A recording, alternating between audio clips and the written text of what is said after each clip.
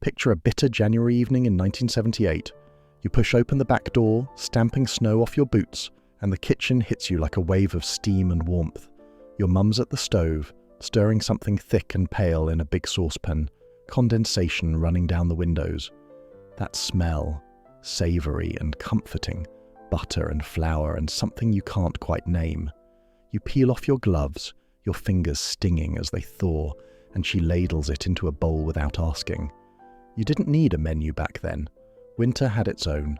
This is the story of 7 British winter foods that kept us going through the coldest months. The kind of meals that appeared on tables from November through to March, steaming and filling and cheap enough to feed a family on not very much at all. If you grew up in the 60s and 70s, you'll remember every one of them. And if you haven't thought about them in years, well, you're about to. By the time the 1980s rolled around, something had shifted. Freezers got bigger, supermarkets stayed open later, and tastes changed. These dishes, the backbone of British winter eating for generations, just quietly slipped away. No fanfare, no replacement, just gone. And yet, for those of us who ate them week after week, they're woven into memory as tightly as the cold itself. Let's start with the one that caused the most arguments. Tripe and onions. You either loved it or you didn't go near it, but every butcher sold it, pale and rubbery, already cleaned and blanched, ready to take home. Your mum would simmer it for hours in milk with sliced onions until it went soft, almost melting, thickened up with a bit of flour and butter, served in a bowl with bread to mop it up, or sometimes over mashed potato. The texture was the thing. Smooth, slippery, nothing else like it. People today wrinkle their noses, but back then it was just Wednesday. It came from the cow's stomach, which sounds grim until you remember that nothing got wasted. Every part of the animal went somewhere. Tripe was cheap, pennies for enough to feed 4, and it filled you up properly on a freezing night when the coal fire was struggling and the draft came under the door. Men who worked outside, manual jobs, bricklayers and bin men, they'd eat it twice a week. It wasn't posh, it wasn't exciting, but it was ours. By the mid-80s, tripe started vanishing from butchers' windows. Younger people didn't fancy it, supermarkets didn't stock it, and once your mum stopped making it, that was that.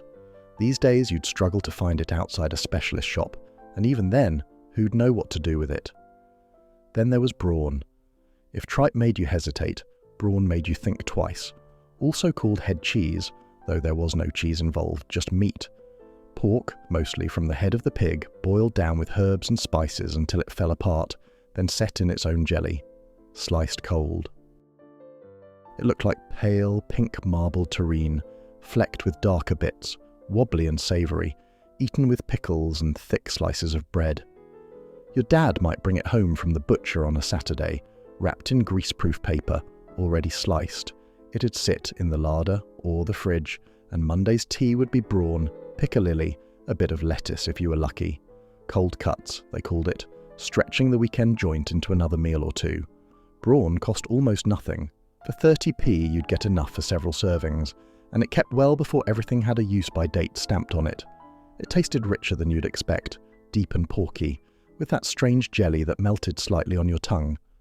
Some folk added it to sandwiches for their snap, working men eating it in freezing depots or on building sites. It wasn't glamorous, but then neither was winter. Brawn disappeared quietly. By 1985, fewer butchers made it, fewer families bought it, and it just faded. Too old-fashioned, too much like poverty food, even though half the country had eaten it without shame for decades. If you remember it, you'll remember the texture. If you don't, you probably won't believe it was ever normal. Faggots, though. Faggots were everywhere. Round, dark, dense balls of minced offal, pork liver and heart mostly, mixed with breadcrumbs and wrapped in cool fat, that lacy white membrane that crisped up when you cooked them. They came in trays from the butcher, 4 or 6 at a time, and your mum would bake them in thick onion gravy until the kitchen smelled like a proper Sunday, even though it was only Tuesday. Served with mashed potato and peas, the gravy soaking into everything, rich and iron-heavy from the liver. Faggots were substantial. 1 was a meal. 2 if you were a growing lad, or your dad had been working all day. They cost pennies. For 40p you'd get 6, enough for the whole family with leftovers for someone's packed lunch. they didn't look pretty. Brown and glistening, sitting in that thick gravy, but the taste was deep and savoury.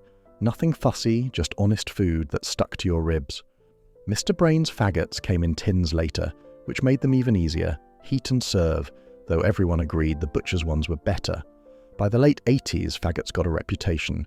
Cheap, working class, offal, the kind of thing people were moving away from as frozen dinners and foreign food crept onto shelves. Younger families didn't fancy them, didn't know how to cook them, didn't see the point. And so, like tripe, like brawn, they just stopped being normal. If you remember faggots, share it in the comments. I'd bet every one of you has a memory of that gravy. Then there was the pudding nobody talks about anymore, suet pudding. Not Christmas pudding, which survives, but plain suet pudding, steamed for hours in a basin, dense and filling and served with golden syrup or jam. Sometimes with stewed fruit folded through raisins or apples, but often just plain, cut into thick slices, the texture somewhere between bread and cake, heavy as a brick. Sweet is hard animal fat, beef fat mostly, shredded fine and mixed with flour, a bit of sugar, a pinch of salt, milk to bind it. Your mum would grease a pudding basin, fill it with the mixture, cover it with greaseproof paper tied with string, and lower it into a big pot of simmering water on the stove for 2 or 3 hours. The kitchen would steam up completely, windows running, that sweet fatty smell filling every corner. When it came out, you'd turn it onto a plate, golden syrup poured over while it was still hot so it soaked in, and you'd eat it with custard. It sat in your stomach like a warm stone. 1 slice and you were done, full for hours, which was the point. Suet pudding was fuel, cheap fuel, stretching ingredients into something that would keep a family going through a freezing afternoon when there wasn't much else. By the 1980s, suet pudding felt too heavy, too old-fashioned, too much like rationing, even though rationing had ended decades before. People wanted lighter desserts, yogurts and mousses, things from adverts. Steamed pudding took hours and heating up the whole kitchen. Convenience won. And suet pudding, once a winter staple, just stopped appearing. Peas pudding, though, that one lasted a bit longer in some places. Made from split yellow peas boiled until they collapsed into a thick, smooth puree, mixed with butter and sometimes a bit of bacon fat, cooled and sliced, eaten with ham or cold cuts.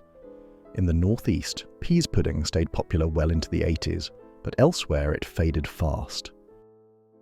It came in blocks from the butcher, pale yellow, solid enough to slice with a knife, or your mum would make it from scratch, boiling the peas with a ham bone for flavour.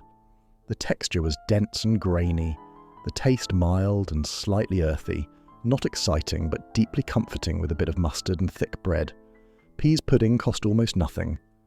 Dried peas were pennies per bag, and one batch would last days, slapped into sandwiches or fried up with leftover meat. It was filling, warming, the kind of thing that appeared on tables when money was tight and the weather was bitter. By the mid-80s, even peas pudding started vanishing from most of the country.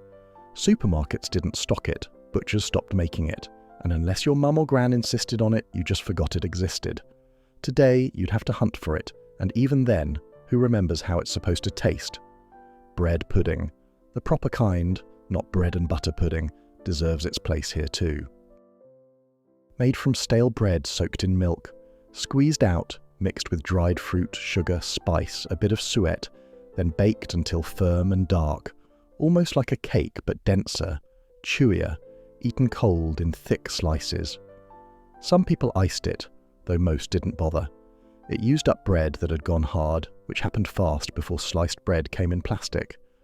Your mum would save ends and stale bits all week, then Saturday afternoon she'd make bread pudding, the kitchen smelling of cinnamon and sultanas, and by Sunday it'd be gone, eaten with cups of tea, packed into school bags, handed to the coalman as a thank you. For 20p worth of ingredients, stale bread, a handful of raisins, a spoon of sugar, you'd get a tray that would feed 6 people across several days. Bread pudding wasn't fancy, it was thrift turned into something warm and sweet, and it worked. By the 1980s, bread stopped going stale as fast. Plastic packaging kept it soft for longer, and people stopped seeing the point of turning old bread into pudding when you could just buy a cake. Bread pudding faded from bakery windows, from home kitchens, from memory. If you grew up eating it, you know exactly what it tasted like. If you didn't, you've missed something simple and honest. Finally, there was one meal that sat at the heart of winter eating and then just vanished. Boiled bacon with parsley sauce. A whole piece of bacon, usually collar or hock, simmered gently for hours in a big pot of water with onions, peppercorns, maybe a bay leaf, until the meat went soft and pale. Then you'd make parsley sauce, thick and white, buttery, chopped parsley stirred through, poured over the bacon and boiled potatoes and carrots. It was plain, it was cheap, and it was on tables across Britain every single week through autumn and winter. A piece of bacon big enough to feed 4 cost less than £1, and the stock left over made soup for the next day. Nothing fancy, just good solid food that warmed you through when the house was freezing and money was tight. The bacon was salty, the parsley sauce cut through it, the vegetables soaked up the flavour, and afterwards you felt properly full, the kind of full that lasted. Men who worked physical jobs needed that. Families on tight budgets needed that. It wasn't about pleasure, it was about getting through. By the mid-80s, tastes were shifting. People wanted quicker meals, more flavour, foreign influences, chicken and pasta, and things that didn't take 3 hours. Boiled bacon felt dull, old-fashioned, too much like making do. Younger cooks didn't bother with it, and within a decade it had almost completely disappeared. These 7 dishes, tripe and onions, brawn, faggots, sweet pudding, peas pudding, bread pudding, boiled bacon, they weren't just food. They were survival. They were how families got through British winters when money was tight and heating was expensive and you needed something that would fill you up and keep you going. They weren't glamorous, they weren't exciting, but they were ours. If you remember any of these meals, drop a comment. Tell us which one your mum made, which one you loved, which one you hated. Because once a generation forgets, it's gone properly, and these dishes deserve to be remembered. Share this, subscribe, and hold on to those memories of winter tables and steaming bowls and meals that kept us warm when nothing else would.